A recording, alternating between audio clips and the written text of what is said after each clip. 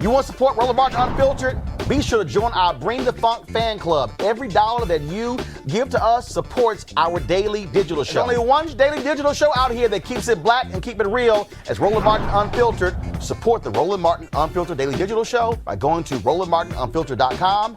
You can make this possible. See these militia folks, see these white folks in Michigan in their gear with their guns trying to storm the floor. And you have state reps who are sitting here saying that they were just, shocked and what's going on. I mean, it's absolute madness. But these are the white folks that, frankly, let's just cut to the chase. Donald Trump wants out there. He, of course, drove this and precipitated all of this. Absolutely. This is part of his reelection strategy. Voter suppression, they already had the conventional strategy lined up. And then this pandemic hit and they had to retool it. As we know, these people are not watching Roland Martin Unfiltered. If they're watching any media at all, they're watching Fox News and they're getting their instructions from the White House. And they're also getting not so subtle instructions from the things that are shown on other news outlets. When you see Mike Pence walking through the Mayo Clinic with no mask on, he's a signal to them. This isn't unintentional. This isn't accidental. And as you see them there, they are endangering not only each other, but they are endangering all of us. If you're coming outside without a mask and you're getting close to other people, what you're saying is, I don't care about you, because the mask isn't for you. It's to protect other people. So this is basically an exercise in white nationalism. It is all aimed toward November. And ultimately, it will continue until state and local officials stop it, because the federal government is going to be of no help. They've got Bill Barr getting ready to try to exonerate Michael Flynn, to go send some spies to China and try to figure out other ways they can use, by reopening states, by the way, to maybe throw people off unemployment and other kind of ways to get at those populations that they have never considered to be part of the American quilt. What we are seeing here, Reese, we're seeing people who don't care about the rule of law, except when it comes to black people.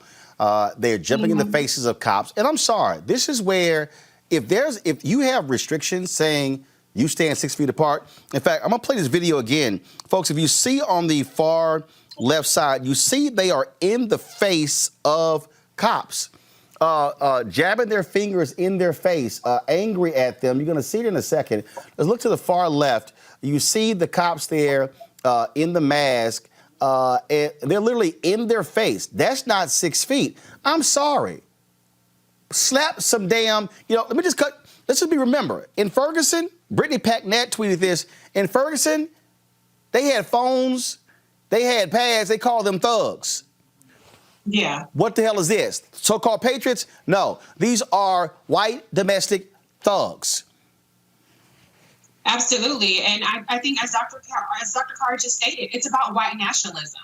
You would think that for these police officers, their own personal safety, the fact that they are standing this close with people in front of them shouting, getting all kinds of respiratory droplets all in their face, you would think that self-preservation would kick in the same way it does when they feel so threatened by black people peacefully protesting, and they would do something about this. The most strange thing about all of this is that this white privilege, this white nationalism doesn't give you any kind of immunity. These people are just as vulnerable and susceptible, and probably more so because they're in these large crowds with people who are undoubtedly infected, protesting safety. What they're protesting is safety, their own safety. We're not talking about safety for other foreigners, or, they like to demonize the other. This is their own self-preservation, and yet their just desire I really don't understand it. It's a sickness, in my opinion, but they are jeopardizing people. And the most tragic thing to me is when I see them, I see people who are going to go to grocery stores and infect black and brown people that they're going to infect essential workers, and they're not going to give a damn about it. Erica. Yeah, we're seeing a rush to the apartheid state. They have not cared. And this happening is really more of an illumination of what white privilege looks like. Listen, so states' rights being fully illuminated as well at this time, I think what is up to the rest of us to do is to fight like hell for our democracy, the little bit that we do have, because we see that this group that I'm going to call the other group, they've been highlighted all throughout the years about their vote for this current regime leader. They have had countless articles, countless think pieces, books, all of this media attention around everything that they do, not condemning it, not putting it in context as them being them jeopardizing the nation as a whole, but really trying to understand who they are. They're white terrorists, point blank. They are fruit from the poisonous tree. And so we're seeing that at every level. We're seeing at the local level, we're seeing at the state level, and at the federal level, that this is going to continue to be allowed. So what we have to do is we have to then make sure that we are doing the things to ensure that our protections are in place long after this novel virus disappears. Every single night, we've got some of the top black experts. You're not going to see them on cable news or broadcast news because you swear black people aren't experts when it comes to this health crisis.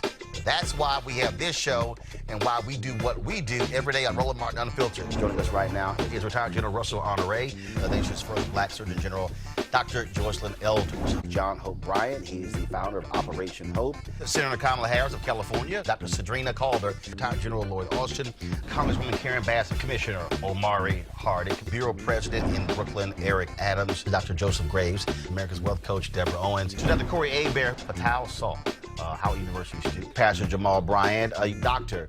Christy McDowell, Benja Ajilore, senior economist at the Center for American Progress, Gilda Daniels, again, author of the book, The Crisis of Voter Suppression in America. 4 stars, General Kip Ward. Dr. Oliver Brooks is president of the National Medical Association, president of the American Medical Association, Dr. Patrice Harris. Joby Benjamin, Dr. Alexia Gaffney, infectious disease specialist, Dr. Georges Benjamin, executive director of the American Public Health Association, Malcolm Nance, family medicine physician, Dr. Jen Caudle, Dr. Tashaka Cunningham, a molecular biologist, Kat Stafford. She's a national race and ethnicity reporter for the Associated Press. Dr. Wayne A.I. Frederick, who is the president of Howard University, Congresswoman Yvette Clarke from the state of New York, William Spriggs, AFL-CIO economist, Andrea James, executive director of the National Council for Incarcerated and Formerly Incarcerated Women and Girls. All right, let's go to Capitol Hill. Congressman Gregory Meeks, Congresswoman Eddie Bernice Johnson of Texas, Congresswoman Barbara Lee, Minnesota Senator Amy Klobuchar, mental health clinician Jamie Singletary, Prince George's County State's Attorney Aisha Bradeboy, as well as Dylan Hayrie, ACLU Justice Division strategist. Dr. Cindy Duke, she's a virologist. Principal Steve Perry of Capitol Prep. Health and wellness specialist Dr. Yolandra Hancock. Desmond Meade, president of the Florida Rights Restoration Coalition. Cliff Albright, who is the co-founder of Black Voters Matter. Michael Harriet with The Root. Mina McWhorter, founder of Love by the Hand. Dr. Julianne Malveaux, economist, president, Emerita Bennett College. Coroner Michael Fowler is the mayor of Atlanta. Keisha Lance Bottoms, mental health therapist Suzette Clark. Justin Gibney, attorney and political strategist, and Bishop Vincent Matthews Jr. Dr. Suzette McKinney, CEO and executive director of the Illinois Medical District. Dr. Leon Madugal, president-elect of the National Medical Association. Jana Bailey, mayor of Moss Point, Mississippi. Mario King. We're going to keep driving this thing to make sure our people are fully aware, safe, protected from coronavirus. You getting the top medical experts, the top business experts, top political experts, top religious experts, because that's why we do what we do. Unapologetically and unfiltered. Ain't nobody else in the black media space doing what we do. Watch Roland Martin Unfiltered daily at 6 p.m. Eastern on YouTube, Facebook, or Periscope, or go to RolandMartinUnfiltered.com. Support the Roland Martin Unfiltered Daily Digital Show by going to RolandMartinUnfiltered.com. Our goal is to get 20,000 of our fans contributing $50 each for the whole year. You can make this possible. RolandMartinUnfiltered.com.